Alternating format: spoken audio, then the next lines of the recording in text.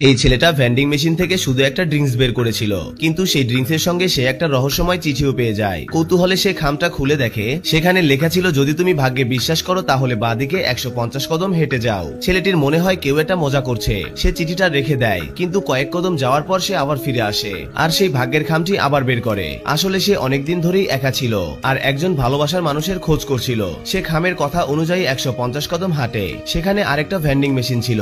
এবার সে আরেকটা চিঠি পায়। এইবার সেখানে লেখা ছিল মেয়েটার ব্লাড গ্রুপ কি, আর সে ছেলেটির ব্লাড গ্রুপ জানতে চাইছে। যদি তোমার ব্লাড গ্রুপ এ বা বি হয় তাহলে আরো 50 কদম হাঁটতে হবে। ছেলেটা খুশিতে ভরে ওঠে, কারণ তার ব্লাড গ্রুপ ছিল এ। সে আবার এগিয়ে যায়। এইবার সে পৌঁছে যায় তৃতীয় একটা মেশিনে। এখানে আরেকটা চিঠি ছিল। সেখানে লেখা ছিল মেয়েটি কন্যা রাশি, আর সে চায় ছেলেটি যেন 20 রাশি হয়। ছেলেটি তাড়াতাড়ি নিজের রাশিফল চেক করে আর দেখে সত্যি তার 20 রাশি। দুজনের রাশি 95% মিলে যায়। ছেলেটির হার্টবিট বেড়ে যায়। এবার সে দ্রুত পরবর্তী স্থানে যেতে শুরু করে, কিন্তু সেখানে কোনো ভেন্ডিং মেশিন ছিল না। সেখানে ছিল একটা কাঠের ড্রয়ার।